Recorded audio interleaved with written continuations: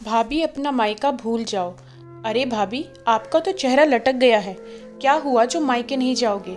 देखो, मेरी फाइनल की परीक्षाएं हैं और मम्मी के घुटनों में दर्द रहता है। और जब भाभी घर पर हो तो ननंद को आराम मिलना ही चाहिए। आप कहीं नहीं जाएंगी। आप चली जाएंगी तो घर का काम कौन करेगा? अपना मायका भूल जाओ। सब ससुराल आपके लिए सब कुछ है। रश्मि की ननंद दीपा लगातार बोले जा रही थी और रश्मि की सास एकदम चुप थी। आखिर वो घर की बड़ी है तो उन्हें बोलना तो चाहिए। फिर दीपा तो अभी घर में सबसे छोटी है, उसे तो अपनी भाभी से ढंग से बात करनी चाहिए। रश्मि मन ही मन सोच रही थी कि तभी दीपा फिर बोलती है, देखो भाभी, परीक्षा में नंबर कम आएंगे तो इसकी जिम्मेदार आप ही होंगे, क्योंकि आप पूरा घर संभाल लेते हो। अगर आप ही घर से चली जाओगे तो मम्मी काम करेगी और मुझे उनकी मदद करवानी होगी, तो मैं पढ़ूंगी कब? हाँ बहू, दीपा सही कह रही है।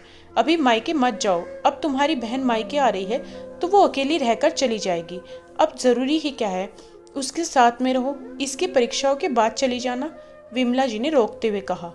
रश्मि समझ गई थी कि अब वो दीदी से मिल नहीं पाएंगी। दीदी दूर से आ रही हैं और अभी उनके बच्चों की छुट्टियां हैं। उसका बड़ा मन था कि वो उनके साथ रहे। दीदी 2 साल में एक बार ही तो आती हैं।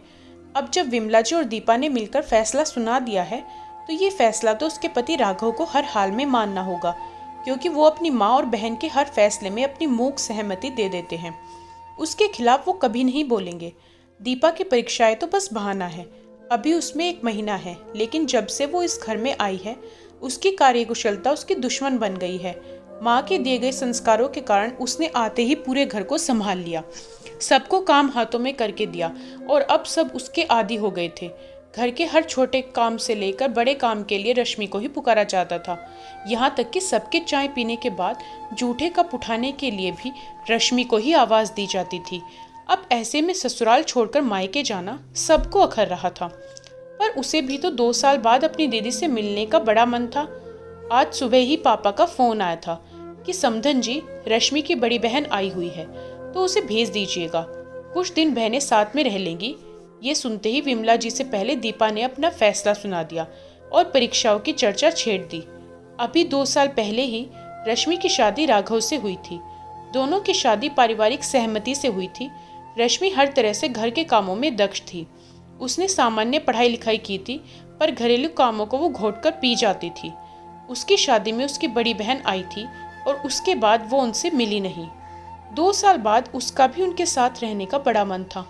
यूं तो वीडियो कॉल हो जाता था, पर जो बात साथ रहने में थी वो वीडियो कॉल में नहीं थी। दीपा की बड़ी बहन शालू भी बाहर रहती थी। उसकी शादी 4 साल पहले हुई थी। वो अपने पति के साथ विदेश में रहती थी। उसने दीपा को और अपनी मम्मी को समझाया कि भाभी को मायके भेज दो, परीक्षाओं तक कोई मेड रख लो, फिर उसकी दीदी बार बार तो नहीं आएगी। पर शालू की बात अनसुनी कर दी गई। रात को रश्मि ने अपने पति राघव से बात करनी चाहिए, तो वो तो जैसे अंधभक्त की तरह अपनी मम्मी और छोटी बहन का फैसला मान ही चुका था। सही तो है, क्या करोगी जाकर? ससुराल आकर मायके को भुलाना पड़ता है।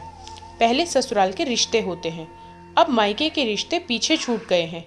मेरी मम्मी ऐसी तकलीफ में कैसे काम करेगी? दीपा के भी परीक्षाएं हैं, अगर उसके कम नंबर आएंगे तो तुम ही इसकी जिम्मेदार होगी। ये सुनकर रश्मि को बहुत दुख होता है। जिस पति के भरोसे ससुराल आई थी कि वो उसका दर्द समझेगा, पर वो तो जैसे उसकी बात सुनना और समझना ही नहीं चाहता है। अगले दिन रश्मि के पापा का फिर से फोन आता है। वो विमला जी से रश्मि को मायके भेजने को बोलते हैं, लेकिन वो साफ मना कर देती है और फोन रख देती है। रश्मि का मन टूट जाता है। वो घर के कामों में लगी रहती है। आते जाते वक्त देखती है कि ननंद तो हर वक्त टीवी और मोबाइल में ही घुसी रहती है। एक दिन भी उसने उसको पढ़ते हुए नहीं देखा था। और सासू माँ, जिनके घुटनों में दर्द रहता था, वो रोज नीचे बगीचे की सैर को निकल जाती थी और घंटों वहीं अपनी सहेलियों से बातें किया करती थी। रश्मि समझ गई थी कि इन सबको आराम की लत लग गई थी, इसलिए उसे जाने नहीं दिया गया। दीपा की फाइनल की परीक्षाएं हो गई थी और अब उसके लिए लड़का देखा जा रहा था। आखिर उम्र तो शादी लायक हो ही गई थी। संयोग से बड़ी जल्दी उसका रिश्ता रोहन के साथ तय हो गया और शादी की तारीख भी तय हो गई। अब रश्मि पर दोहरी जिम्मेदारी आ गई थी। शादी की तैयारियां भी करनी थी और उसे घर भी संभालना था। कब सुबह से रात होती उसे पता ही नहीं चलता था। एक रात दोनों बहनें बात कर रही थी तो शालू ने समझाया कि वो भाभी के साथ ऐसा व्यवहार क्यों करती है। मायके जाना हर लड़की का अधिकार होता है। फिर शादी के बाद मायके से रिश्ते तो खत्म नहीं हो जाते हैं। ससुराल माना पहले है पर मायके भी है। शादी के बाद मायके की बहुत याद आती है। मैं रश्मि का दर्द समझती हूँ क्योंकि मैं खुद भी तो शादीशुदा हूँ। पर ये चीज़ तुझे भी अब शादी के बाद समझ आएगी। क्या दीदी, आप भी बेकार की बातें लेकर बैठ गई हो। रोहन मेरी हर खुशी का ध्यान रखते हैं। मैं जब भी कहूँगी मुझे यहाँ लेकर खुद आ जाएंगे। मेरी तो सास और ननंद भी बहुत अच्छी है। मेरे साथ ये सब नाटक नहीं होंगे। हाँ मेरी बहन, काश तेरे साथ यही सब हो। तुझे मेरे और रश्मि की तरह ससुराल वालों के दबाव में रहना नहीं पड़े। दीपा की शादी हो जाती है। शुरू शुरू में तो उसे सब अच्छा लगता है और वो जल्दी जल्दी मायके आ जाती है। पर जैसे जैसे वो अपना घर संभालती है सारी जिम्मेदारी उस पर डाल दी जाती है। एक दिन उसका मायके आने का बड़ा मन था। उसने अपने पति रोहन से कहा कि मुझे मम्मी की याद आ रही है, मुझे ले चलिए। तो उसकी सास ने टोक दिया, एक ही शहर में रहने का ये मतलब नहीं है कि तुम रोज रोज मायके चली जाओ। शुरुआत में तो ठीक था पर तुम इस तरह जाती रहोगी तो घर कौन संभालेगा। ये सुनकर दीपा का चेहरा उतर जाता है। उसे अब अपनी भाभी रश्मि का दर्द समझ आता है क्योंकि जिस उम्र में उसकी शादी हुई थी उसी उम्र में रश्मि की शादी हुई थी। छोटी उम्र और अपने मायके से दूर रहना बड़ा ही मुश्किल होता है। एक दिन उसकी सुबह नींद देर से खुलती है तो उसकी सास उल्हाना देती है, बहू मायके वालों से देर रात तक फोन पर बात मत किया कर। सुबह ऐसे ही देर से उठोगी तो घर के सारे काम पड़े रह जाएंगे। ये सुनकर उसे रह रहकर अपना गलत व्यवहार याद आ रहा था। एक दिन रश्मि को उठने में देरी हो गई थी तो सबसे ज्यादा वो चिल्ला रही थी। देर रात तक अपने मायके वालों से बातें करती रहती है, अपनी दीदी से वीडियो कॉल करती रहती है, तभी तो इनकी नींद नहीं खुलती है। मुझे इनके कारण कॉलेज जाने में देरी हो जाती है। नाश्ता समय पर नहीं मिलता है और कपड़े भी प्रेस नहीं होते हैं। पता नहीं क्यों हर समय अपने घर वालों से फोन पर लगी रहती हैं। मम्मी, आप भाभी से इनका फोन छीन लीजिए। दीपा की आंखें भर आई। सच में शादी के बाद रह रहकर मायके की कितनी याद आती है ये उसे अब समझ में आ रहा था। इसी तरह एक साल निकल गया। शालू के ससुराल में शादी थी। वो उसी में शामिल होने के लिए विदेश से आ रही थी। उसके आने की सबसे ज्यादा खुशी दीपा को हो रही थी क्योंकि दीपा शादी के बाद अपनी दीदी के साथ एक दिन भी नहीं रही थी। शादी में जाने के बाद शालू जल्द ही अपने मायके अपनी मम्मी और भाभी के साथ रहने को आ गई और अब उसे अपनी छोटी बहन के आने का इंतजार था। दीपा भी मायके जाने के नाम से खुश हो रही थी पर तभी अचानक उसकी सास बाथरूम में फिसल जाती है।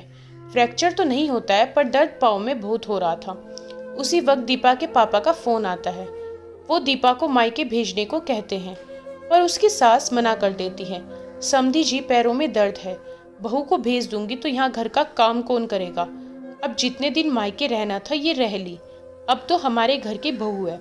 अब हम सब इधर तकलीफ पाएं और बहू मायके में आराम करे, इसलिए तो हमने शादी नहीं की थी। रही बात इसकी दीदी की तो फिर कभी बहनें मिल लेंगी, इस साल नहीं तो अगले साल ही मिल लेंगी। और आगे बात सुने बिना ही उन्होंने फ़ोन रख दिया। ये सारे शब्द दीपा के कानों में गर्म शीशे की भांति पिघल रहे थे। आखिर उसका किया उसने भुगत ही लिया।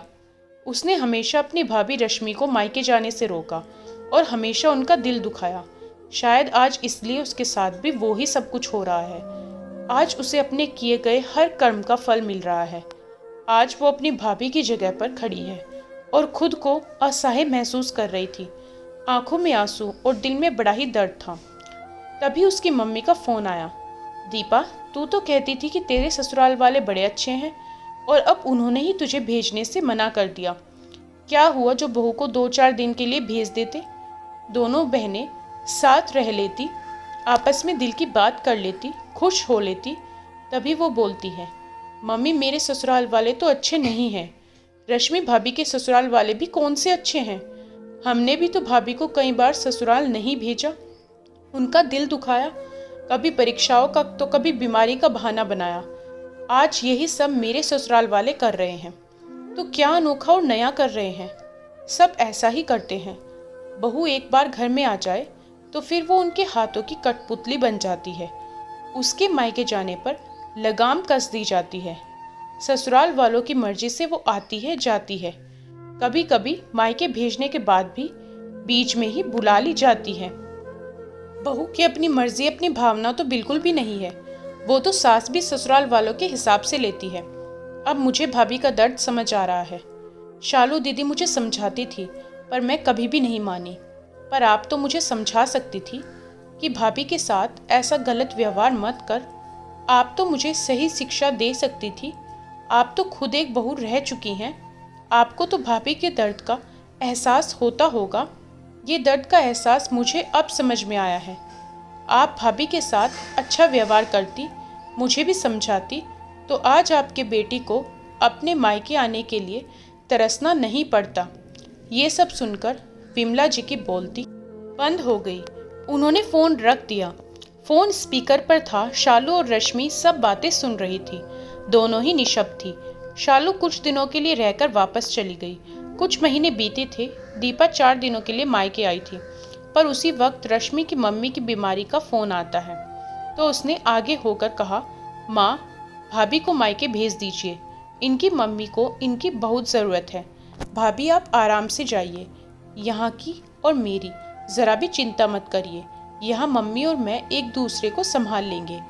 अपनी ननंद के मुंह से ये बात सुनकर रश्मि को बहुत अच्छा लगा और वो दीपा के गले लग गई। हाँ बहू, अभी तुम्हारी मम्मी को ज़्यादा ज़रूरत है। विमला जी ने भी जाने को कह दिया। दोस्तों, ये कहानी आपको कैसी लगी कमेंट करके बताएं। वीडियो को लाइक करें, शेयर ज़रूर करें और चैनल को सब्सक्राइब करना बिल्कुल ना भूलें।